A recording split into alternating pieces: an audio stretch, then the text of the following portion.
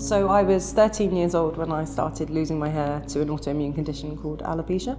I refused to leave the house when I started losing my hair, so the fact is I wasn't dealing with it, so I didn't give other people the opportunity to reject me or get it wrong in how they were going to talk to me about very quickly becoming a bald girl. I didn't go to school for 6 months, and that was just from the fear of how people were going to respond to me. I felt I didn't have a choice after a while but to continue living my life, but the only way I could see myself taking steps to get back to school, back to leaving the house, because I was 13, this was prime teenage years when all of a sudden all of my value was based on how I looked. Well, that's what it felt like anyway at 13 years old. So for me, I took the decision to shave what was remaining of my hair, which was not much, and get a wig, because I felt that was what I needed. If I could look like everyone else to the best of my ability with this oversized, very uncomfortable wig, that would allow me to get back to school. So the new me, the girl with the wig, was able to pretend that everything was fine, but I was thinking about the fact that I was visibly different every second of every day. And actually, even though I was choosing to wear a wig to disguise my visible difference, that came with its own insecurities. I was terrified of my wig falling off. I didn't want to do PE classes. I didn't want to tell anyone. So it just took so much energy to be the girl with the wig. It wasn't like I suddenly loved who I saw in the mirror. I think the biggest thing I would want someone going through alopecia, especially at that age, to know is that there's no right way to deal with hair loss or any kind of visible difference. Yes, if you want to wear a wig, that's great, but I really wish I didn't feel like that was my only option. I wish that when I shaved my head and that wig went on, and bearing in mind, once that wig went on, I did not leave my front door again for 17 years without it, because I was so terrified to be seen bald.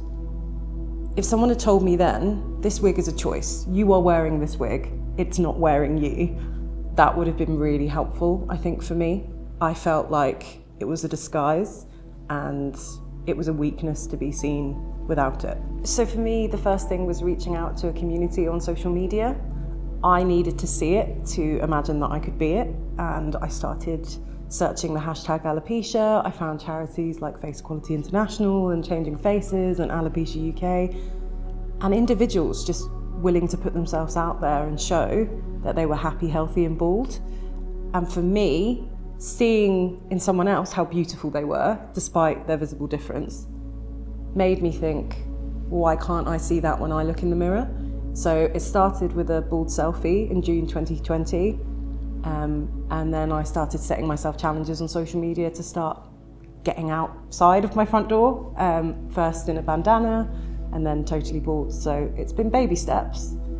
And it's not like I'm super confident all the time without a wig now. There's been a real journey for me in terms of embracing it in the workplace, for example. I find myself saying a lot the hashtag representation matters. Like, I've had people tell me that's my catchphrase, which is a bit cheesy.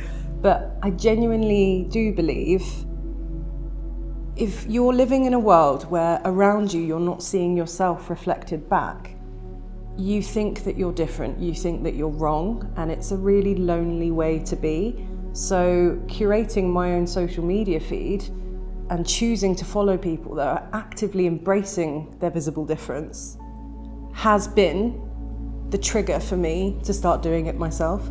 Those role models are the reason that I'm able to sit here and talk to you now without my wig on. So I will keep shouting from the rooftops that there's no right way to live with visible difference.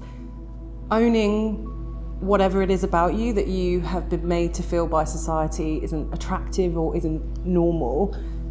It doesn't need to be performative. By me not wearing my wig, it's not to prove that I'm okay with my alopecia.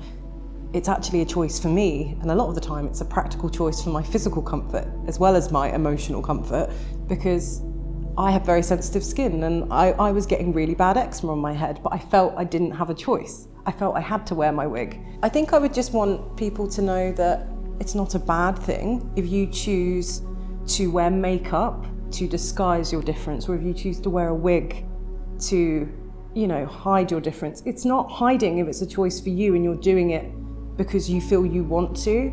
It's when that relationship with makeup or a wig or whatever you're doing is out of the phobia of being seen without it. That's when it becomes unhealthy. And that's the thing that I would want people to unlearn. Relationships are really important to talk about when you're living with a visible difference, because actually the first and most important relationship is the one we have with ourselves.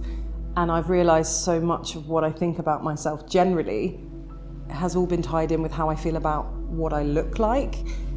And I carry that into friendships and romantic relationships, thinking that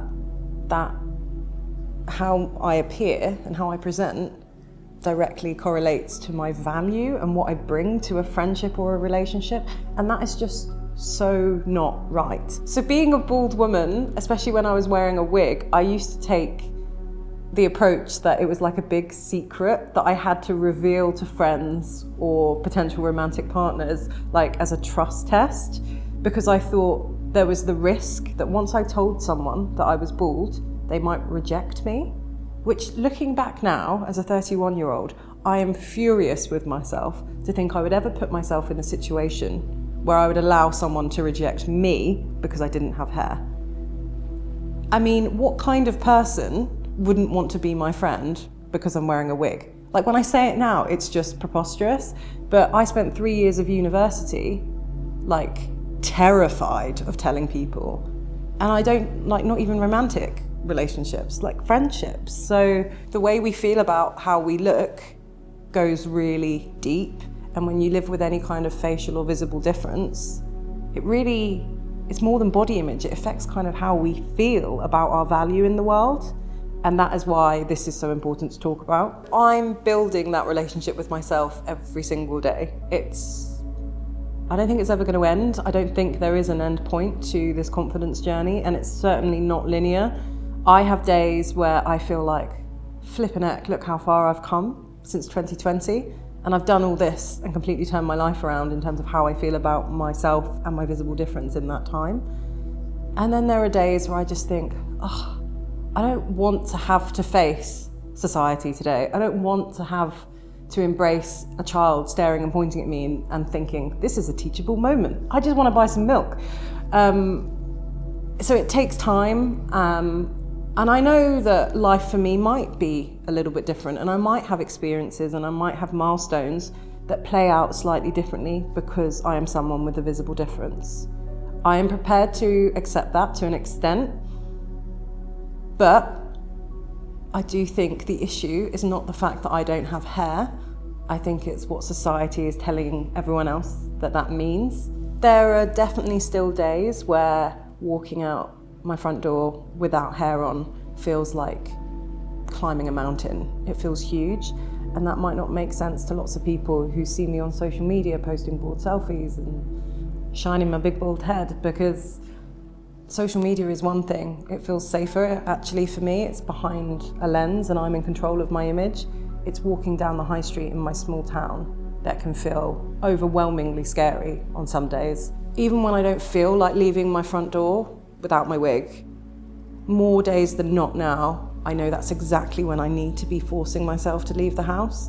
And actually, forcing is quite a strong word, but challenging myself to push further in the confidence, because I know those days when I feel scared to are the days I need to show up for myself the most and be the role model that I didn't have when I was losing my hair at 13. So the cruelest thing about alopecia is that my eyebrows can come and go, my lashes can come and go. So just as I get used to one version of myself, or just when I start embracing my eyelashes and actually buy a mascara again, they all just fall out. It's just so annoying. But while I've talked so much about how body image is really closely aligned to how I see myself more generally, I understand now that there is so much more to me than whether I have eyelashes or not. So I am able to see now past kind of the facade of hair or not, and see that regardless of whether I have something in my head, artificial or growing out of my scalp, it is still Laura, it's still me. That's why I say there's no right way to live with alopecia or visible difference, because whether you're choosing to embrace it or hide it, if you're doing it for you, it's still true to you.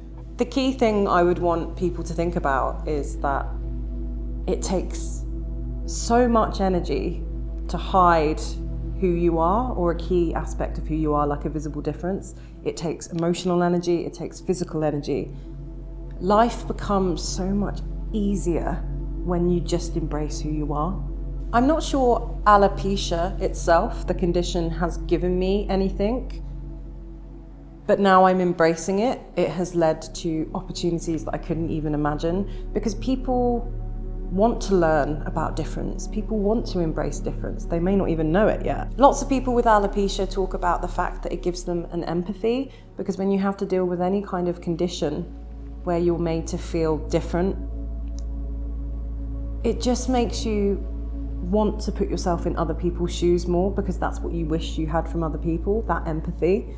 So I'd say that's definitely a key strength, perhaps, that comes from living with any kind of visible difference. The other big thing for me is, by talking about my alopecia, by talking about my visible difference, it's led to opportunities and leaning on my strengths of being a chatty Cathy that would never happen if I didn't have something to talk about. And actually, after nearly 2 decades of being terrified to talk about the fact that I was bald, now I can't shut up about it, because there is need to talk about this. There is need to talk about the impact of living with a visible difference. There's a need to talk about the toil that comes with hiding your visible difference. So I think people are ready to listen, and the opportunity to talk about it is there, so I'm going to take it.